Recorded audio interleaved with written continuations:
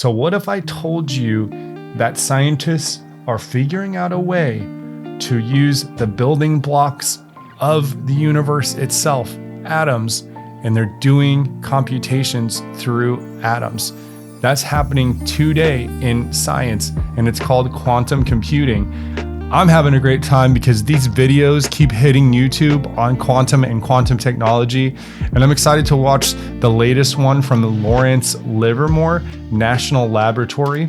They put out an exceptional video on quantum and quantum computing, and they really broke down the concepts in an awesome way. So we're gonna do a little bit of a react here. If you look at the comments on the video, people are loving it. I love how quantum is getting more and more into the mainstream. I think we're going to see that more and more as we see quantum computing as a topic become more of a interest, a public interest, and an economic interest. So without further ado, let's jump right in.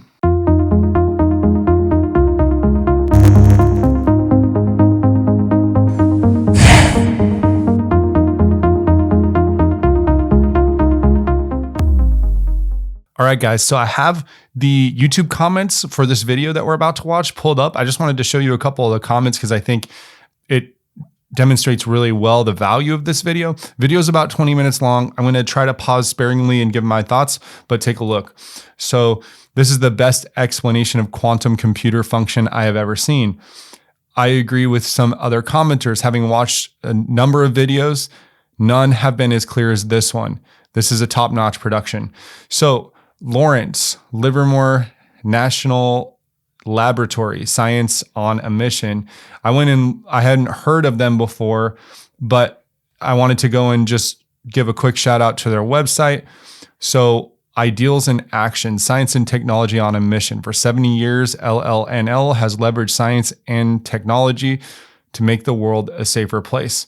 All right, guys, I'm excited to dig into this video. Let's get started. You're already there. There's no such thing as, like the quantum realm and the classical realm. Everything is quantum, bottom to top. It's just that the quantum part is sometimes hard to notice. There are laws of physics everyone intuitively knows. Laws that Newton first described with precise mathematical language.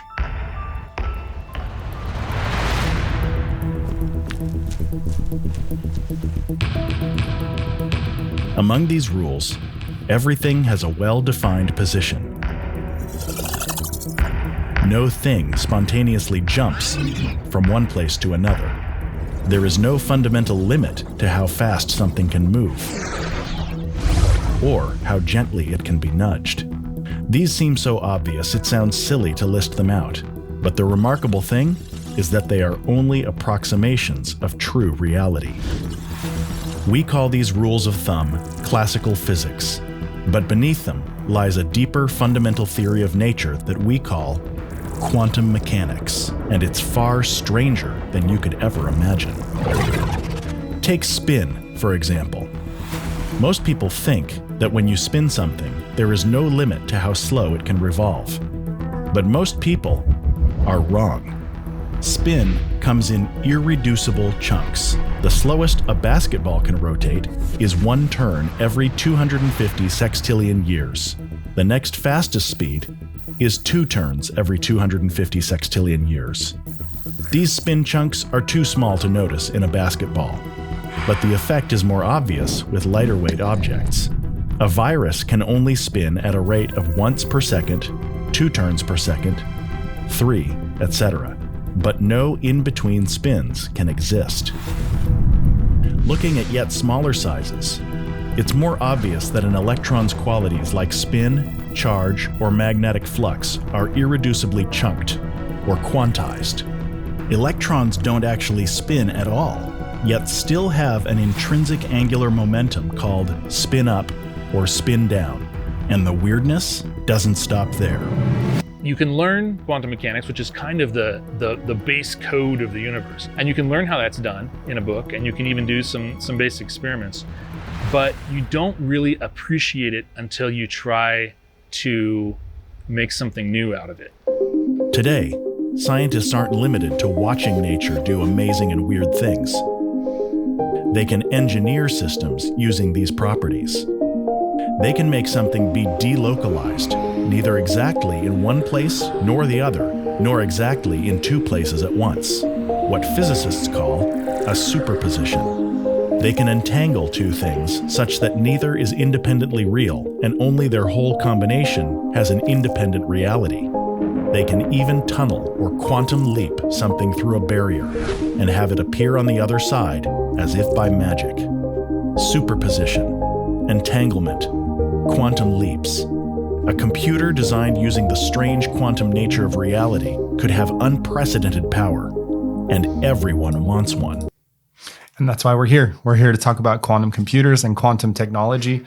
And it's so cool to see more and more of these videos coming out talking about this and unpacking these complex concepts into a simple, accessible way for us to look at what a quantum computer is and how it operates on that subatomic level, and for us to learn and connect with this new technology. Quantum computers are rapidly coming into their own. We can see a path towards them replacing very specific computing hardware for problems like simulating large quantum systems. Right now, they're science experiments with a big dream. Look how pretty The word that is. computer is a little misleading. It makes us think that the computers are just like the classical systems that we have, but they're nowhere near that developed yet. So we are still trying to build the very basic building blocks. In classical computers, information is at its most basic level, a bit, either a 0 or 1 state.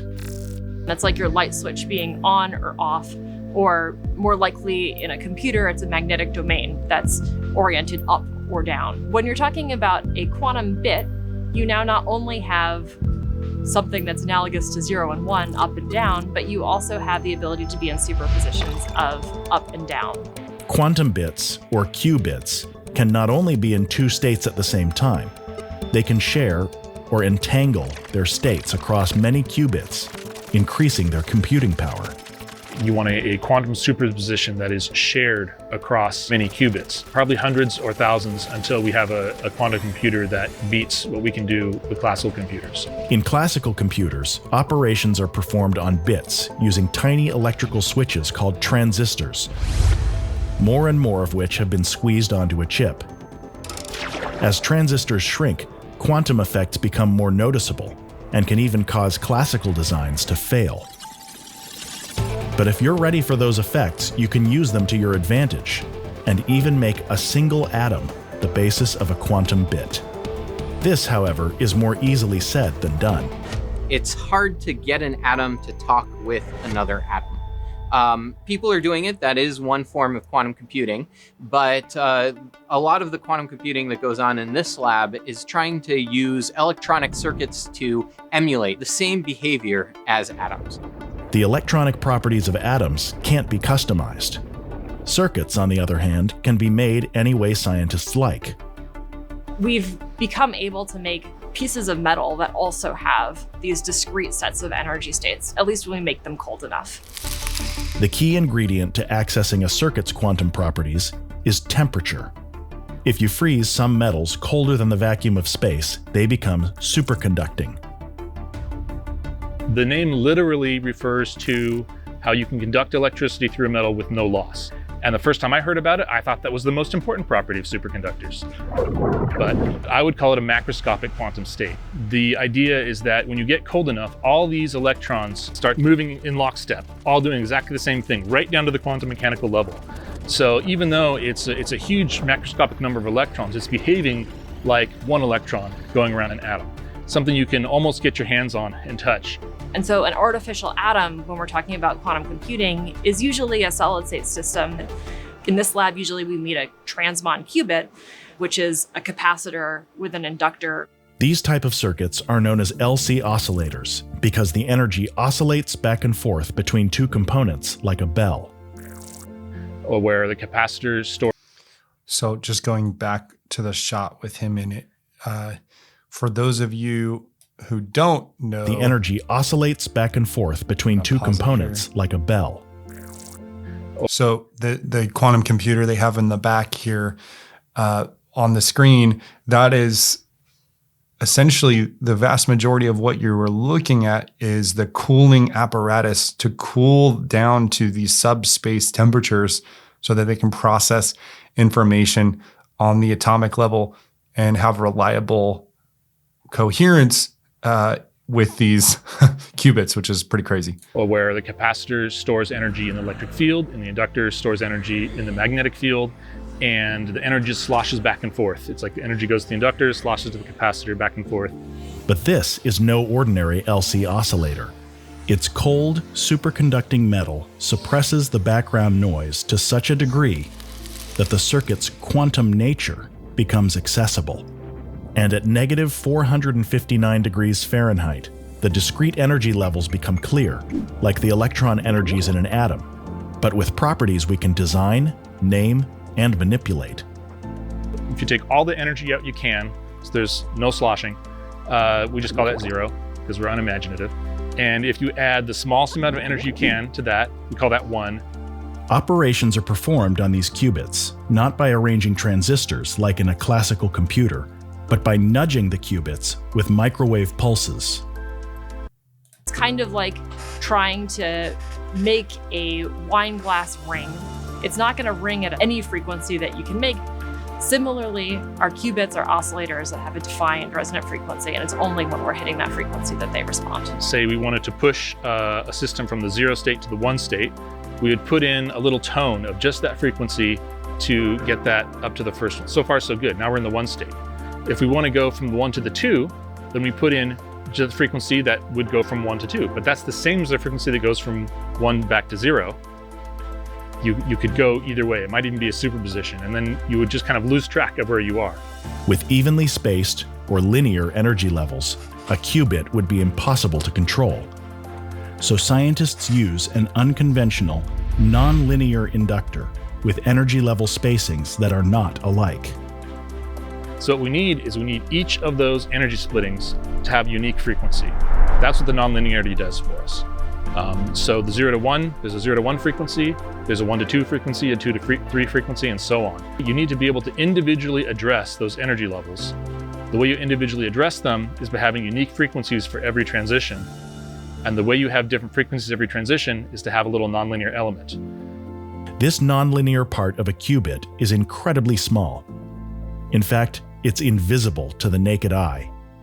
So those two parallel dark lines make a planar capacitor. A capacitor is a device that will allow you to store electric energy. And then there's a gap in them where it looks like they're not connected, but in reality they are. They're connected by a very, very thin trace of metal. This bridge is an inductor, but it's a very unique one. To understand why, you need higher magnification. You need the power of a scanning electron microscope. So we as humans are building computers that we can run compute on. We literally can't see with the naked eye, which is so crazy. And when you think about the CPU and the GPU and the progress for the last number of decades and how we have our phones, our tablets, our devices, our cars, so many things depend on these semiconductors, and they've got smaller and smaller over time. When the first computer was the size of a room or an airport hangar, like just massive. And over this time, we've improved the technology and got these processors smaller and smaller and smaller. And now we're at the point where those are even looking massive, right? Like the semiconductor is looking massive compared to the qubit, because we're talking about the atomic and the subatomic scale. So it's mind-blowing.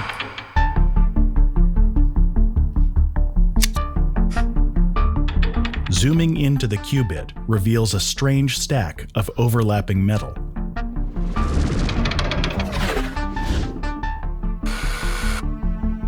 This is called a Josephson junction.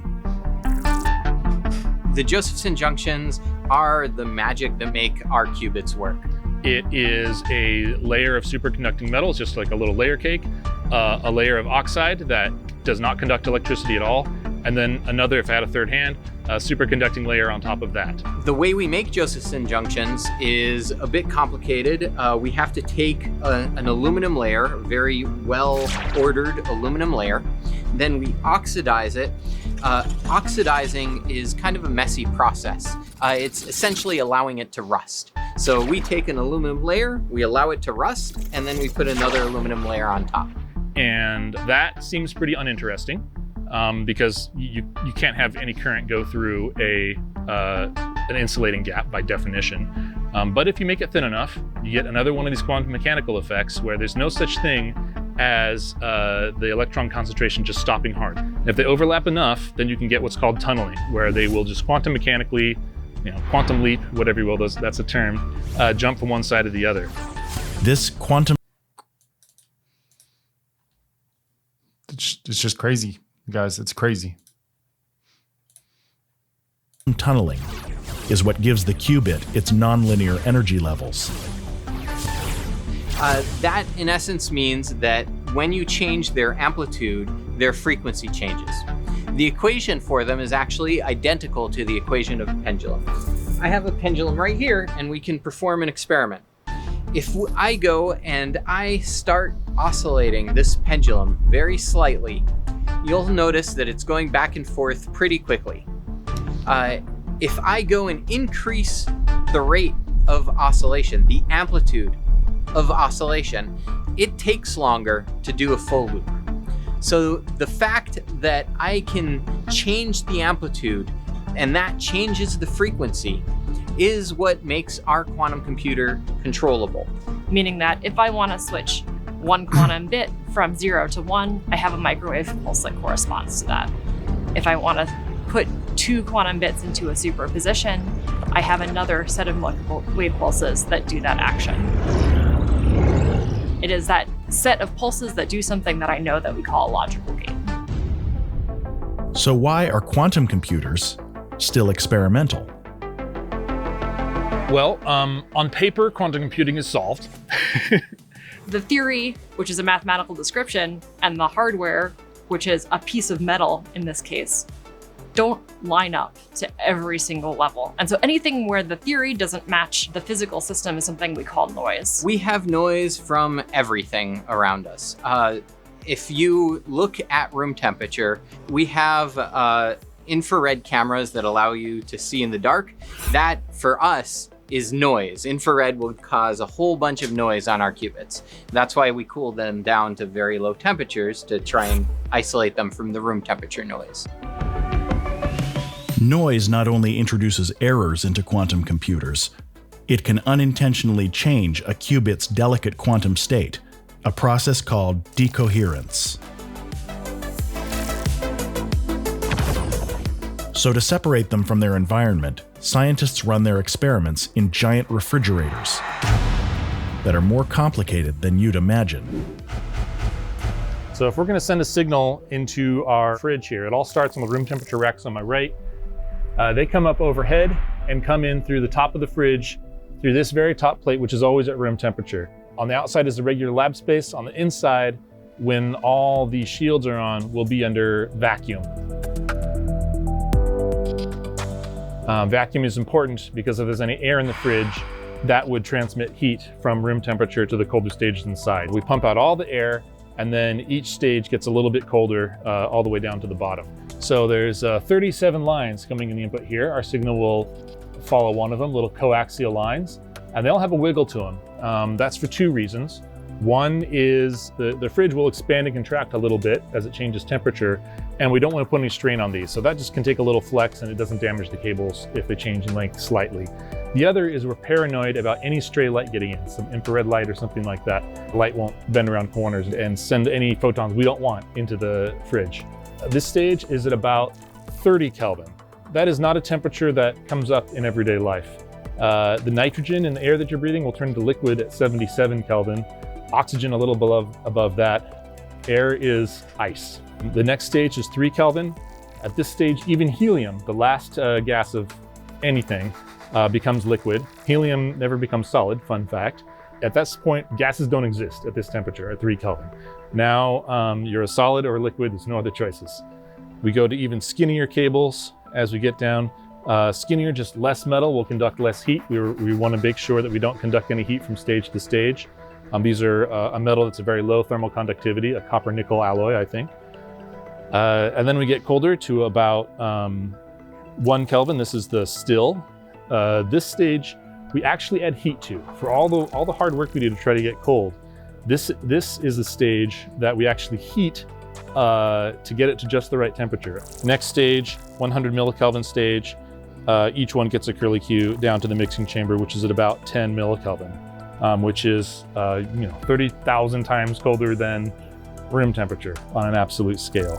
And everything at this plate and down is at 10 millikelvin. So we have a lot of room to mount our little devices. And we have, I don't know, maybe 20 independent experiments on this at a time. You can see all manner of different filters and things here. Just to throw out any frequencies you don't want, let's just follow this one, for example. It comes in, you see it goes through this little collar, and inside this collar would be inside a shield. That is a magnetic shield. It's different than a Faraday cage. That's something where you can just block electric fields. It's actually not possible to block magnetic fields. You can only redirect them. And so it's actually a kind of metal that kind of sucks all the magnetic field lines into it so that there's a lower magnetic field inside and outside the can. In the wall. My mind, I don't know about you guys, but my mind is blown right now that this is the beauty of science, right? That the fact that we would even think to do this is a testament to the power of science and human curiosity and our ability to create things and invent and innovate. And this is just so incredible to be at this point in history where we're seeing these machines being created and experimented with and tested. And this is surely one of the best videos and explanations available online of what problems these scientists are facing and the lengths that they have to go through to actually get all of this that he's talking about, all these filters, all the levels of the quantum computer, the cooling, everything is so that they can get reliable fidelity, reliable compute through these atoms. Pretty insane. Enhanced. You just kind of redirect all those lines into the walls of the can, and then the space inside will be a very low magnetic field. So we might take something just to mount it just so, put some screws on there onto the paddle, and then I can open up inside. I'll just take the lid off. And this is a typical device. It has 6 coaxial connectors. You have a little chip with some quantum devices in the center. These 6 ports might, for example, be, in this case, the top and the bottom ones are the input and output for the RF. So our output lines, once we have some signal from our qubits, we'll typically go through a quantum limited amplifier and then go through these isolators. These are double junction, single junction isolators, basically one-way valves, cryogenic one-way valves, so that your signal to the hotter stages can get out, but any thermal noise from the upper stages can't get down to the lower stage. And then if we follow that signal chain out up to the 3 Kelvin stage, and this is where we have the first conventional amplifiers. We're usually trying to measure kind of single photon events. At room temperature, even in the microwave range, there's a lot of thermal radiation around. So we got to boost that signal up to a level to where something conventional room temperature electronics back at the racks like this can detect it and distinguish it from just thermal background. Amplification is the name of the game. Not just amplification, but very low noise amplification. Every kind of amplifier adds its own noise. That's both just an engineering truth, and we're at the level where we get the physics truth. You can actually quantify how little noise nature allows an amplifier to add. And we get as close to that limit as we can. And then it goes all the way to room temperature, and we have more amplifiers sitting on just conventional, nice conventional amplifiers at the top until we finally make it back to our equipment rack.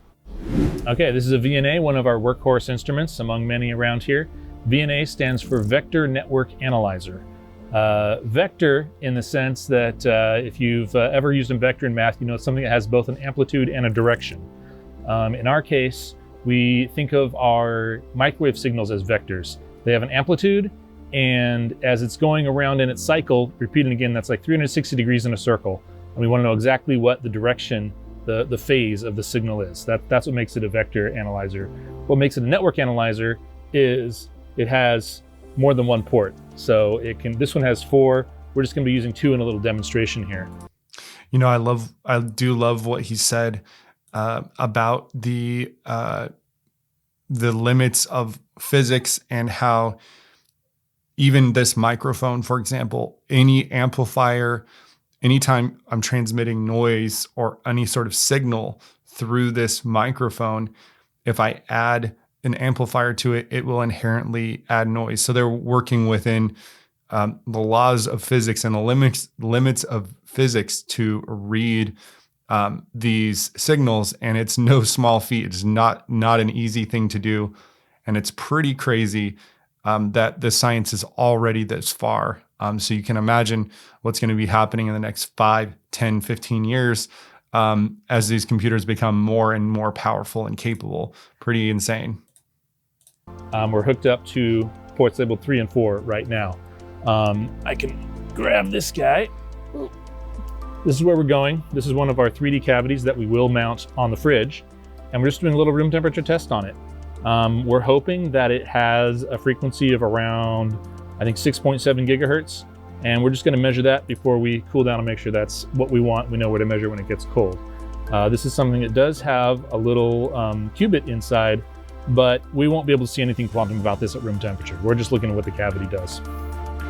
So putting that aside, if my cables and connections are good, that trace didn't change when I moved it. And what this yellow trace is just magnitude. So this is really just kind of the length of the vector on the vertical scale, and the horizontal scale is frequency. You see this blue light here means we're sending signal out through port 3. We're measuring what comes back on port 4. So if I have this on a marker, I just manually put that on there. I'm reading out about 6.65 gigahertz, not bad. That's about where I wanted it. I can turn on another trace here, and it's very, very sharp transition in angle. So typically what we'll do if we're reading these out is we'll be taking a trace very much like this, but instead of scanning through many frequencies, which takes a long time, we want to read out very fast. So what we'll typically do is send in a single tone, maybe just a little off center of what the center frequency of the cavity is. To see the state of the qubit, like a 0 or 1, the state of the qubit shifts the frequency of the cavity just a little bit. Say this is when the qubit's in the 0 state. When it's in the 1 state, it might shift over to be where the 1 is. So in that way, we can send in a relatively large microwave signal into the cavity, look at the phase of its return, and depending on how the phase is shifted, we know the state of the qubit without talking to it directly. That's called dispersive readout. You're kind of talking to the cavity around the qubit, and the qubit has a very subtle effect on the cavity that we can read out with high fidelity. And that's how we usually talk to our qubits. In this case, we're not going to see any dispersive readout because our qubit is at room temperature. It's not even superconducting, much less in a coherent quantum state. One thing that the national laboratories do especially well is our ability to tackle big problems that have a long time scale. Developing the next generation of computing hardware is one of these problems, and that sort of commitment and a devotion to solving the big problems that are needed to bring the technology to the next level is the reason that the national laboratories like Lawrence Livermore National Laboratory are an ideal space for us to be doing this work. There are constantly new technologies that are coming around and that we're exploring. Having expertise in lasers allows us to quickly turn over and look at any applications that might come out with lasers. Having expertise in superconducting materials allows us to go and explore superconducting systems very quickly. If we never iterated, we wouldn't have this fridge open behind us, right? We would just run. We got to open up and say, okay, we got a little data that gives me an idea. I've got this other device from the fab room that I want to put in now. Let's warm up and swap it out with another one. I've got 5 new things I want to try. You don't know what you're going to learn until you try it. It gives you some new ideas to try something else out. So you got to have amazing tools, people who are good at using the tools, very creative scientists who can imagine new things that we don't know to be true yet, check that they're true, and then when you discover something new, well, you've done some science. Yeah, and this is why this is such a frontier, because we are on very much the precipice of many new discoveries of what's possible, not only on the atomic and subatomic level with quantum computing, but what we can do with that computing power as it becomes more and more prevalent in everyday society. Quantum technology isn't science fiction, an abstract concept, or a microscopic world separated from our reality. The truth is, we've always lived in the quantum realm, and we're just awakening to what that might mean. For more information on the laboratory. All right, so that was a super fun one. If you have made it this far, congratulations. You love this stuff as much as I do. If you haven't already, consider leaving a like or subscribe. Hope you have a great weekend.